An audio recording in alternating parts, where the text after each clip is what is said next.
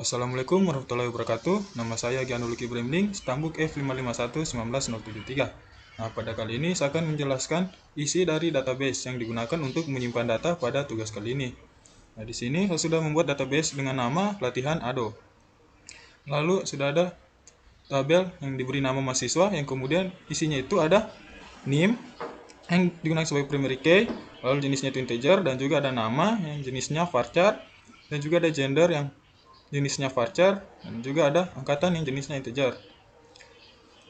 Lalu di sini saya juga akan menjelaskan sedikit isi dari tampilan ado.client yang dimana di sini di gridnya itu pertama kita memiliki header input data, group box input data, ini group box ini yang nama input data, lalu ada text box yang diberi nama table name, ini text box untuk table name, dan juga ada label name yang ini, kemudian juga ada label nama dan juga text boxnya nama, dan juga label gender dan juga combo box dan juga label angkatan dan juga text box. Nah, lalu di sini ada 4 button, yaitu button insert, update, delete, dan juga reset. Kemudian di sini data grid, di sini untuk menampilkan data yang dari database tadi. Di sini data grid ini binding path-nya ini kita harus beri nama ini sama dengan nama yang di database tadi, ini seperti ini, name. Kemudian ada nama, kenapa dikasih huruf sama, karena nanti jika tidak sama nanti dia tidak akan mengambil data dari database ini, jadi namanya itu harus sama sekali, jadi agar dia bisa mengambil data yang dari database.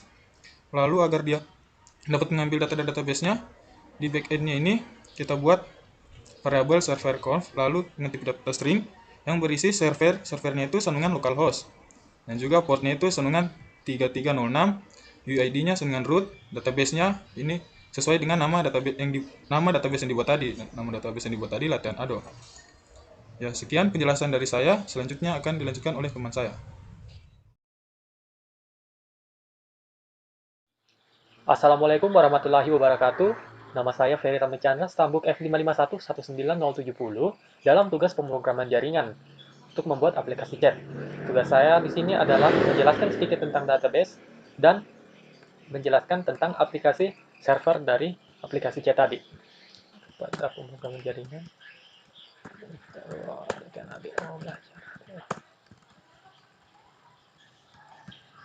kita buka projectnya. Oke, baiklah. Ini merupakan tampilan dari aplikasi CRUD sederhana yang nantinya akan dijelaskan. Dan ini merupakan codingan agar bisa jadi seperti ini.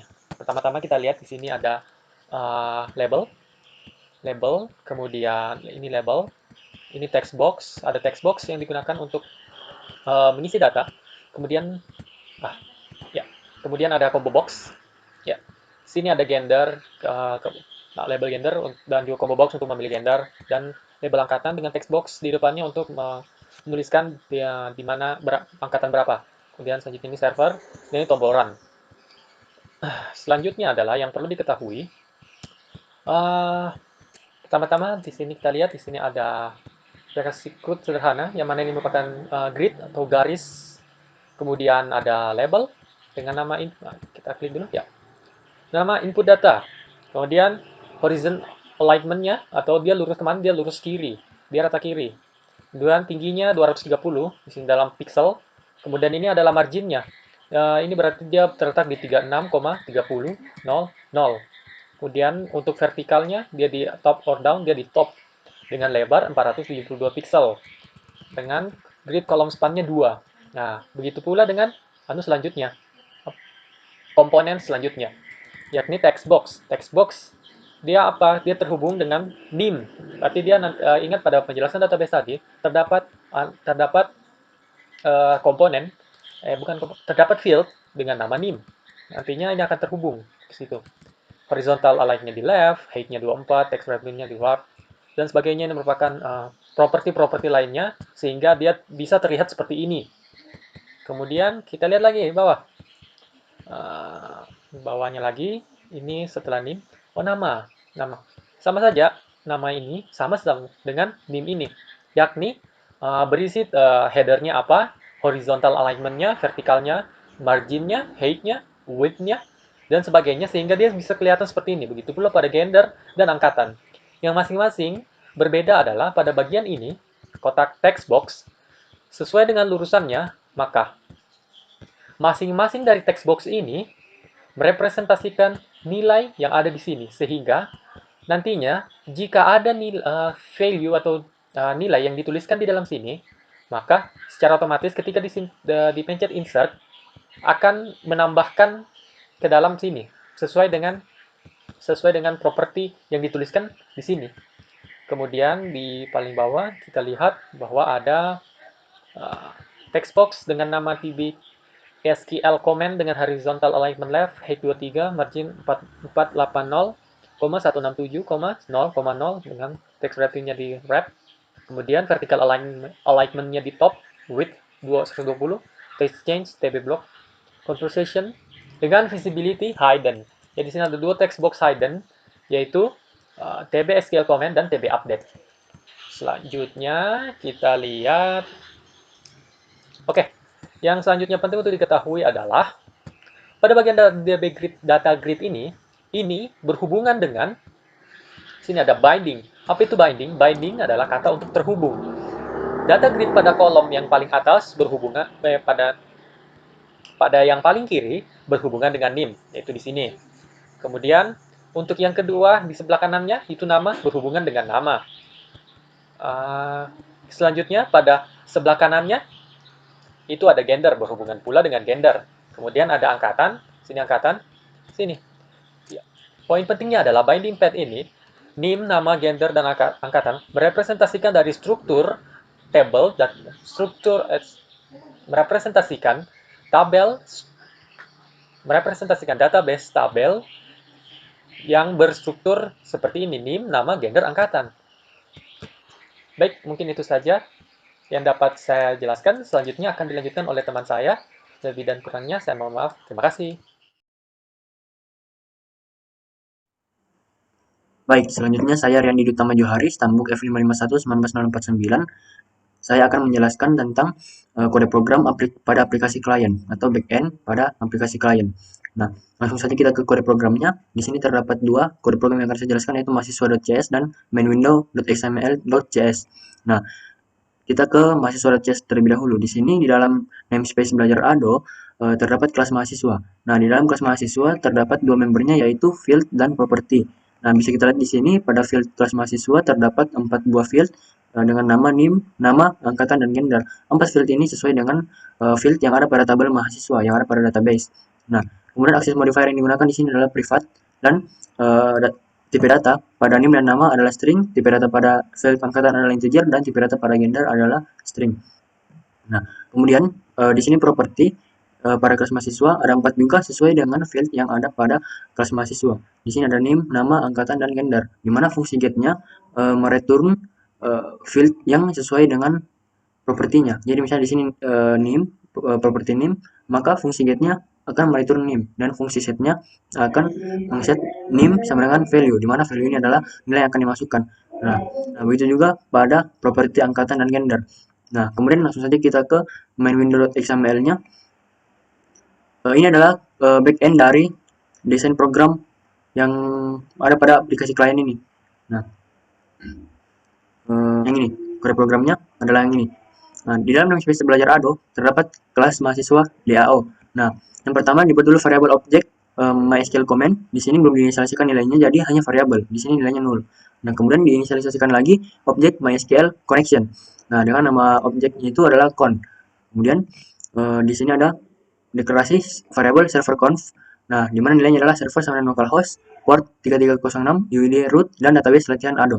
Nah, public di sini ada constructor dari kelas mahasiswa DAO ini. Nah, di mana isinya adalah connection string sama dengan server conf, yang artinya nilai dari ini connection string akan diisi dengan nilai pada variabel server conf yang ini. Nah, sehingga akan menghubungkan kode program ini dengan database yang sudah dibuat. Ya, kemudian di sini ada fungsi get data yang berfungsi untuk mendapatkan data yang ada di dalam database. Nah, di sini kita bisa lihat dibuka dulu koneksinya. Nah, kemudian setelah itu di sini kita bisa lihat dijalankanlah query select. Nah, select ini field name, nama, gender, dan angkatan dari tabel mahasiswa. Nah, Setelah itu koneksinya ditutup kembali dan di sini ada penanganan error apabila terjadi runtime error seperti itu. Maka akan dituliskan connection problem. Nah, setelah itu pada program utama di sini juga ada dibuatkan field, ada 5 buah field yaitu client, str, stw, receive dan text to send. Nah, kemudian juga di sini ada inisialisasi objek baru di mana inisialisasinya adalah bg worker 1 dan bg worker 2 dari kelas background worker. Nah, kemudian ada lagi penginisialisasian objek yaitu nama objeknya DAO dari kelas mahasiswa DAO yang sudah kita buat di atas. Nah, kemudian di sini kita bisa lihat pada program ini berfungsi untuk mendapatkan alamat IP yang ada pada komputer dan alamat IP itu akan langsung dikirimkan ke text box yang ada di designer ini yang di sini. Nah, kemudian di sini akan ditambahkan data yang ada pada combo box gender yaitu pria dan wanita. Kemudian dipanggil fungsi init data grid. Nah, di sini ada fungsi init data grid yang berfungsi untuk mengupdate data grid. Dan terdapat fungsi juga button insert click. Nah, di mana button insert click ini berfungsi apabila button insert terjadi event klik seperti itu, maka akan dijalankan kode program ini. Nah, di mana di sini terdapat pengkondisian apabila text box pada NIM, nama dan angkatan itu kosong, maka akan ditampilkan pesan setiap data wajib diisi. Nah, kemudian diatur nilainya dari setiap text box menjadi string kosong. Nah, apabila text box tersebut sudah ada datanya, nah maka akan dijalankan query insert into mahasiswa. Nah, kemudian value-nya ini adalah nilai yang ada pada text box seperti itu dan diisikan pada text to send. Nah, di mana ini nanti akan dikirimkan ke server. Nah, kemudian akan ditampilkan pesan data berhasil ditambahkan dan dijalankan lagi ini data grid fungsinya dan diatur lagi nilainya menjadi string kosong seperti semula. Nah, begitu pula sama halnya pada button delete dan button update, hanya saja di sini perbedaannya adalah menggunakan query delete untuk button delete dan update menggunakan query update seperti itu. Seperti itu secara garis besar. Dan di sini ada fungsi bg worker 1 underscore 2 yang intinya berfungsi untuk menerima pesan dari server seperti itu. Dan di sini ada button connect client. Nah, ini ada button connect client. Nah, apabila diklik, nah ini akan dijalankan kode program ini yang berfungsi untuk menghubungkan antara client dan server. Gitu. Dan di sini ada juga fungsi bg worker 2 underscore 2 untuk mengirimkan pesan yang akan dikirimkan ke server. Seperti itu. Dan button refresh dan textbox update text underscore text change akan dijalankan fungsi init data grid. Nah, ini data grid yang ini tadi ini sudah dibuat di atas untuk mengupdate data grid. Baik, jadi saya kira itu saja penjelasan dari saya. Kurang lebihnya saya memohon maaf. Kemudian akan dilanjutkan penjelasannya oleh teman saya. Terima kasih. Baik, Assalamualaikum warahmatullahi wabarakatuh. Nama saya Dharma Kirti, Stambul F551190151. Nah, di sini saya akan menjelaskan mengenai codingan dari aplikasi klien. Nah, ini codingan untuk aplikasi kliennya. Ada kelas mahasiswa DAO. Nah, di sini kita buat MySQL command ini untuk konfigurasi server dari database yang digunakan. Ini server localhost port 3306, user ID-nya root, database-nya latihan ado. Oke, lalu sini connection string-nya kita atur ini seperti ini.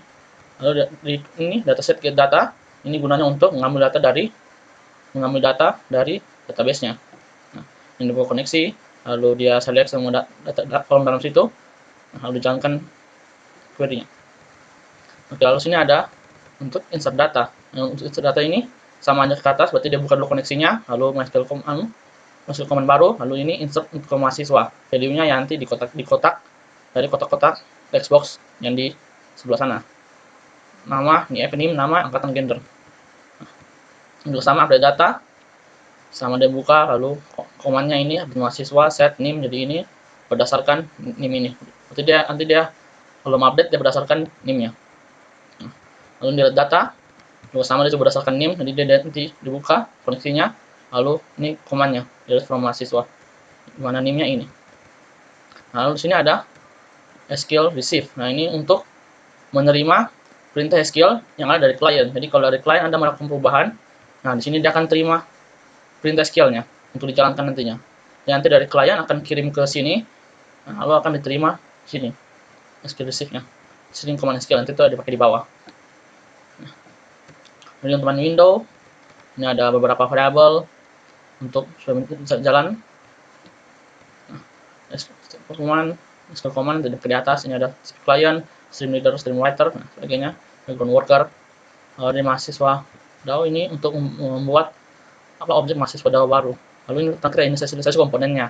Lalu kita buat inisialisasi lagi background worker 1 dan 2. Lalu kita mengambil IP address dari komputer ini yang kita terkoneksi, ambil IP address-nya. Lalu dimasukkan ke text box-nya yang di sini. Text box-nya masuk sini langsung otomatis dia. Lalu tambah item di combo box-nya. Lalu kita ini data grid supaya ini data grid ini gunanya untuk mengupdate data grid-nya. Mengupdate jadi update. Ini kan kamu mengerti dataset di atas untuk mengambil data di atas. Nah, lalu ada button insert. Nah, di sini dia ada exception handle. Lalu di sini ini sama di atas dia berarti ini semuanya diubah objek mahasiswa baru, dia punya metode propertinya. Nah, lalu dimasukkan mahasiswa nanti di ke atas yang insert data tadi, insert data. Nah, lalu ini untuk text ini untuk mengirimkan update ke klien, gunanya untuk mengirimkan update ke klien. Kalau di sini di server ada melakukan perubahan dalam data grid-nya, database-nya. Nah, kosongkan lagi, ini juga sama dia nanti dia buat masuk objek baru, lalu dia ke atas untuk ke DAO data tadi yang di atas untuk menghapus datanya. Ini sama untuk update ke sana, klien juga sama, update data di atas DAO-nya, DAO untuk update datanya juga sama dia ini untuk update-nya. Nah, ini untuk button server run. Ini ketika server di run, maka dia akan menunggu klien untuk connect. Nah, kalau klien sudah connect, dia akan mengirimkan background worker ke belakang. Ini gunanya untuk menerima pesan dari klien background worker 1 ini. Ini gunanya untuk menerima pesan dari klien. Nah, di sini ada client untuk menerima dari klien, pesan dari klien. Nanti terima pesan SQL-nya lalu dijalankan di sini. Ini bagian worker 2 untuk mengirim. Jadi worker ini gunanya untuk mengirim pesan update kalau di server ada melakukan perubahan. Nah, lalu ini ada text change. Jadi kalau misalnya dia akan mendeteksi perubahan di text box SQL command-nya, dia akan mendeteksi perubahan. Jadi kalau dikirim dari klien sampai di sini ada perubahan, langsung dijalankan ini dari SQL receive-nya untuk dari di atas. Nah, ini untuk message. Oke, baik, itu saja mungkin untuk penjelasan codingan untuk di aplikasi klien. Assalamualaikum warahmatullahi wabarakatuh. Terima kasih. Assalamualaikum warahmatullahi wabarakatuh. Saya Muhammad Fajri Faiz, tampuk F551 19072. Di video ini saya akan menjelaskan program yang sudah dibuat dari tugas kelompok. Nah, di sini sudah ada terbuka aplikasi yang sebagai server. Nah, untuk exam ya sudah aktif Apache dan MySQL. Nah, di sini saya menggunakan IP 192.168.1.2 untuk server. Nah, untuk portnya saya akan menggunakan port 8888, lalu kita run. Nah, setelah di run, kita langsung saja ke aplikasi yang sebagai klien. Sekarang posisinya kita berada pada device klien dan ini aplikasi yang versi klien. Nah, kemudian untuk alamat IP harus berbeda dengan IP server. Nah, di sini saya menggunakan alamat IP 192.168.1.5. Lalu untuk portnya sesuaikan dengan yang di input sebelumnya pada aplikasi server tadi, yaitu 8888. Lalu tekan connect. Nah, aplikasi klien berstatus connect. Kemudian di sini kita mencoba menginput data. Ya, kemudian untuk ini misalnya 7, terus nama Andre, gender, kita pilih pria, terus misal angkatan 19. Tekan insert. Nah, data berhasil ditambahkan. Nah, ini tampilan data berhasil ditambahkan. Nah, kemudian mari kita cek di aplikasi server. Nah, data yang diinput di klien tadi muncul di aplikasi server. Nah, kemudian mari kita coba untuk mengupdate dan mendelete data ini, apakah akan terupdate juga di aplikasi klien. Misalnya kita update yang data pertama, kita NIM 1, nama kita ganti Munirah, gender wanita, angkatan 6. Kita tekan update. Nah, data terupdate. Terus coba kita hapus untuk data yang ke-8, NIM 8, untuk nama Aqua, gender wanita, angkatan 2. Nah, kita coba test delete. Nah, data terhapus. Mari kita cek di aplikasi klien. Nah, data yang tadi sudah kita update dan kita delete terrefresh di aplikasi klien.